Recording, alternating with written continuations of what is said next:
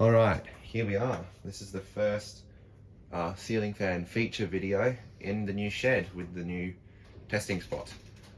And what a fan to start with. This is a 36-inch GEC Windsor.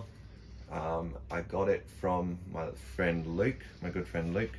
He sent this to me from New South Wales, along with some other stuff that you'll see eventually. You may already know that I already have a GEC Windsor, and this one's actually slightly different to the other one that I have. I believe this one's a bit older. I'm not 100% sure though. The motor is a different motor. My other one it's the same motor that the early pointed 36-inch Envirofan Gold lines used in America. It's the same motor. This one has what I like to call the GEC pancake motor because it's kind of flat and wide like a pancake. And the canopy is the same as some Winco fans in America. I don't know if Winco's is related to this fan somehow. I think it might be. Yes, the light kit on this fan is not original. It's a Mistral Oyster light kit, Australian Mistral, and it won't be staying on this fan. It is age correct, like it's the same age as the fan, but it would be.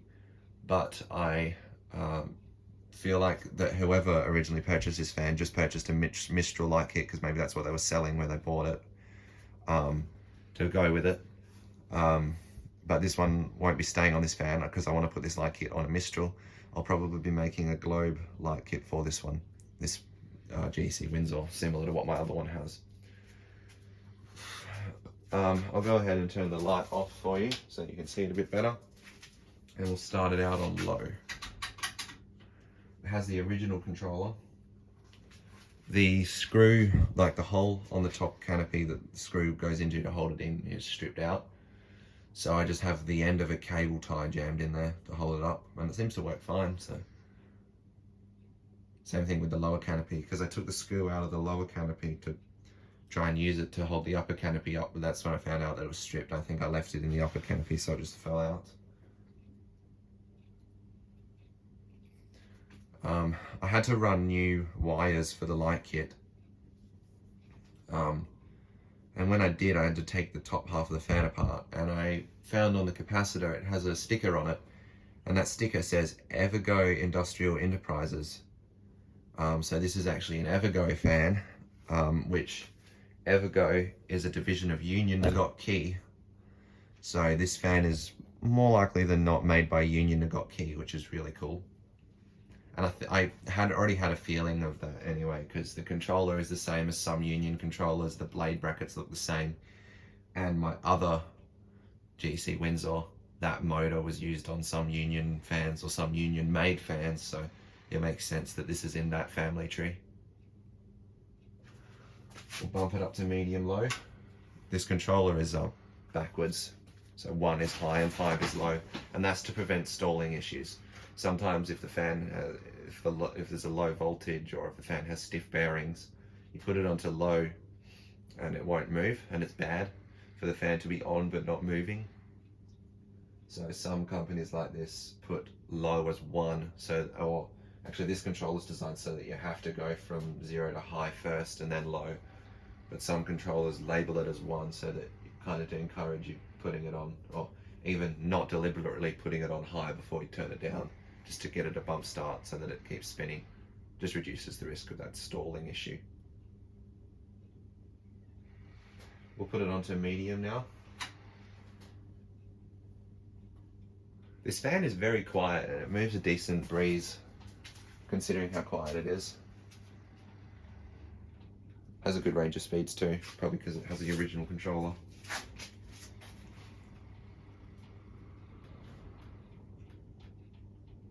Bump it up to high.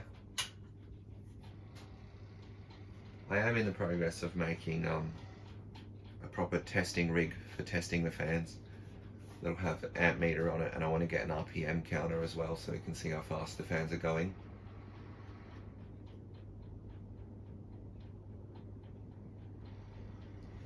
Alright, and high speed. Quite a difference between medium high and high. It sounds very similar to my other Windsor as well. I hope to install these two fans side by side at some point in the future. I think that'd be kind of cool to see them side by side. Not sure where I'll do that, but I do want to do that.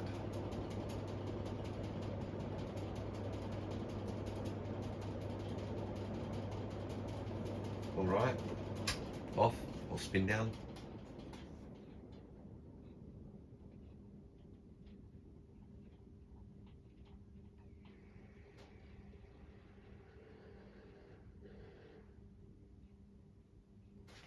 I believe this fan won't have a very long spin down because where it was installed before it barely got used.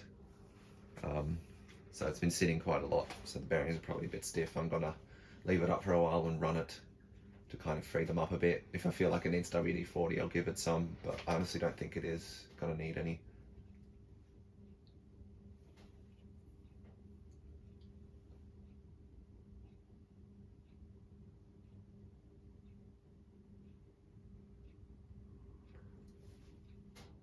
That's actually a longer spin down than it's given me before, so they must be freeing up some.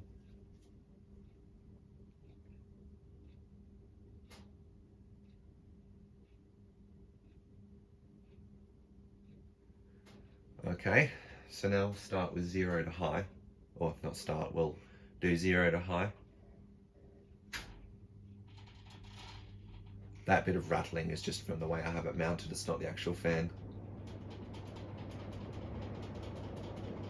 I'll put the light on as well so that you can see what that looks like with the fan on. Did it just flicker or was that something else?